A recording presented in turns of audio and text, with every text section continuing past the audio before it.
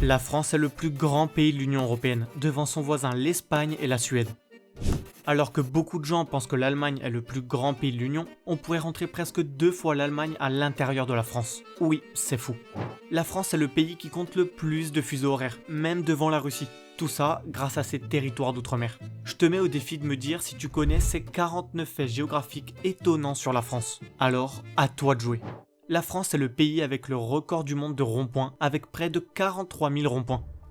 La France possède un territoire non reconnu par les différents États du monde, presque aussi grand que la France métropolitaine. C'est la terre Adélie située en Antarctique. La France est le pays européen avec le plus de communes, environ 35 000. La plus longue frontière de la France est celle avec le Brésil, 730 km de frontière. La géographie, cela ne sert pas seulement à faire la guerre. Mais la France en a profité puisque c'est le pays au plus grand nombre de batailles militaires gagnées. La France est le pays le plus visité au monde avec plus de 100 millions de touristes en 2023, soit bien plus que sa population. La France est un des seuls pays où le soleil ne se couche jamais. Tout ça grâce à ses territoires tout autour du globe. Si vous voulez savoir lesquels, allez voir ma vidéo sur pourquoi la France est secrètement un empire. La France possède une frontière terrestre avec 11 pays. Belgique, Luxembourg, Allemagne, Suisse, Italie, Monaco, Espagne, Andorre, Pays-Bas, Brésil, Suriname, ce qui en fait le 3e pays au niveau mondial en termes de nombre de voisins, juste derrière la Chine qui en compte 15 et la Russie 14, et devant le Brésil, qui sont tous les 3 beaucoup plus grands. Et vous ne trouvez pas que quelque chose cloche? On voit bien que les Pays-Bas ne touchent pas la France, sachant qu'il y a la Belgique entre les deux. Pourtant, ces deux pays sont bien voisins, mais beaucoup plus loin d'ici, sur l'île de Saint-Martin dans les Caraïbes. Plusieurs villages du Cher et de l'Allier se disputent le titre de centre de la France. La France possède la Guyane française, où se trouve la base de lancement spatiale la plus proche de l'équateur, et la base de lancement spatiale de l'Union européenne. La France a une dispute de frontière avec l'Italie. Au niveau du Mont Blanc, la France revendique l'entièreté du sommet, l'Italie clame que le sommet marque la frontière. Saviez-vous que la France est secrètement le 5e plus grand pays du monde ? En effet, la France possède le 2e plus grand espace maritime du monde derrière les États-Unis, lui donnant le titre de 5e plus grand pays du monde si l'on compte terre et mer. La plus grande région de la France métropolitaine est la Nouvelle-Aquitaine. Elle est 10 fois plus grande que la plus petite région de France, qui est la Corse. Un Français sur 5 se trouve en Île-de-France, qui est logiquement la région française la plus peuplée. Elle compte 36 fois plus d'habitants que la région la moins peuplée, qui est une nouvelle fois la Corse. On peut donc remarquer que c'est un pays très centralisé. La France est présente sur quasiment tous les continents, avec la Guyane française en Amérique, les îles éparses de l'océan Indien en Afrique, la Nouvelle-Calédonie en Océanie, la terre Adélie en Antarctique, et bien sûr la France métropolitaine en Europe. Il ne manque que le continent asiatique, et c'était le cas jusqu'en 1954 avec l'Indochine, qui comprenait les actuels Laos, Vietnam et Cambodge, et même une petite partie de la Chine avec l'actuelle province du Guangdong. Saint-Véran est la commune la plus haute de France. Son point culminant atteint 3175 mètres d'altitude. Construit sous le règne de Louis XIV, entre 1667 et 1681, le canal du Midi est l'un des plus anciens canaux d'Europe encore en fonctionnement. Il concrétise un rêve ancien, relier l'Atlantique et la Méditerranée par l'intérieur des terres.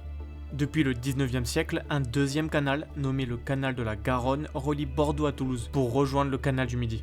Les deux canaux rassemblés forment ce qu'on appelle communément le canal des deux mers. On peut retrouver dans le canal du Midi le premier tunnel qui a été creusé pour un canal.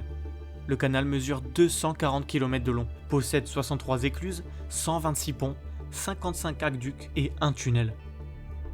Si un jour vous vous baladez tranquillement en Islande et que vous voyez des panneaux écrits en français, c'est tout à fait normal. Ce village, dont je ne m'amuserai pas à prononcer le nom, est une petite localité qui se situe sur la côte est de l'Islande. Le village a la particularité d'avoir des panneaux qui sont marqués en islandais et en français. Pourquoi ?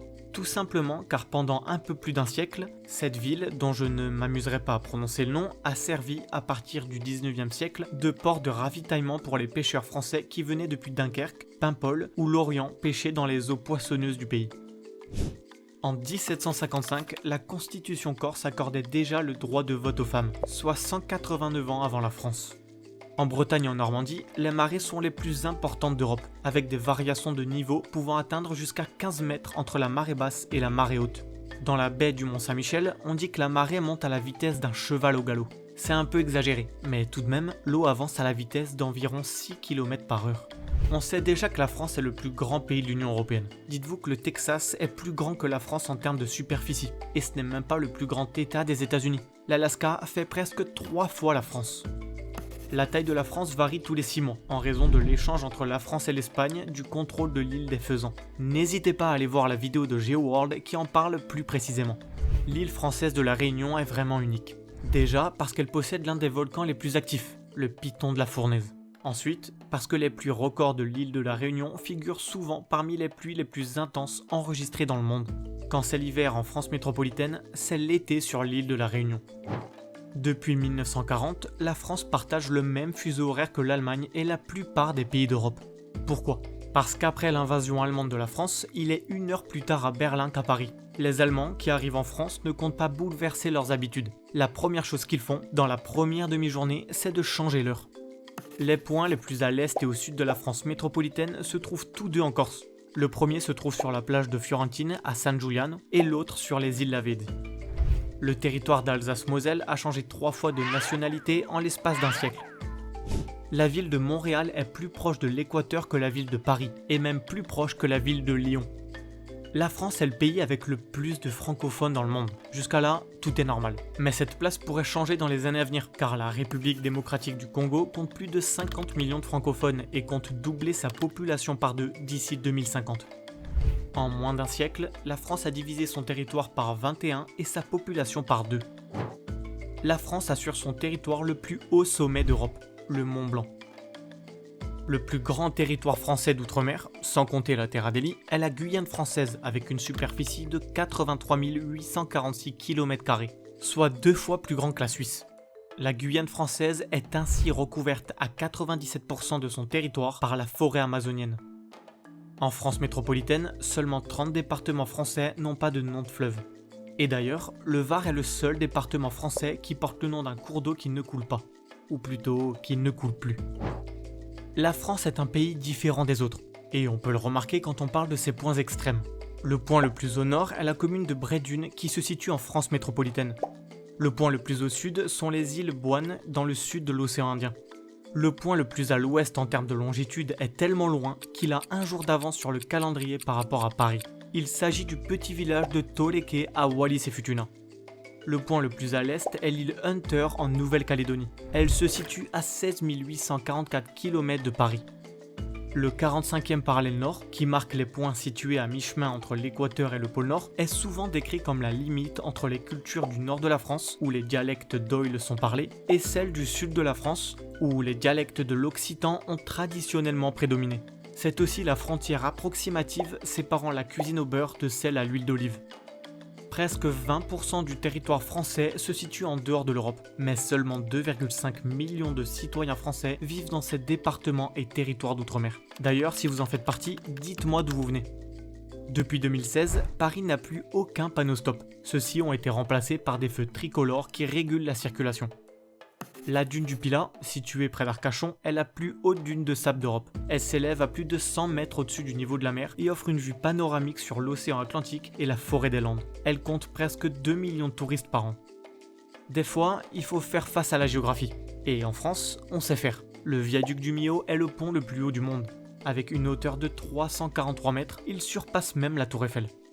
La France possède le plus grand réseau de châteaux au monde. Avec environ 45 000 châteaux, manoirs et palais, le pays est souvent surnommé le pays des 1000 châteaux. Saviez-vous que la France a plusieurs noms ? La France d'outre-mer, qui regroupe tous les territoires français dans le monde. La France métropolitaine, qui regroupe tous les territoires français situés en Europe. Puis la France hexagonale, qui désigne la partie continentale de la France métropolitaine. On l'appelle l'Hexagone car le pays a 6 côtés presque réguliers. Et c'est grâce à la France d'outre-mer que le pays détient le vol le plus long sans escale, encore actif dans un seul et même pays. Lancé à l'origine en 1994, le vol intérieur le plus long actuellement actif s'effectue entre Saint-Denis et Paris. Il parcourt une distance de 9 349 km pendant 12 heures et 5 minutes. S'il y a des gens qui l'ont déjà pris, manifestez-vous dans les commentaires. Et d'ailleurs, ce n'est pas le plus long de l'histoire. C'est une fois encore en France que le plus long vol sans escale dans un même pays a eu lieu.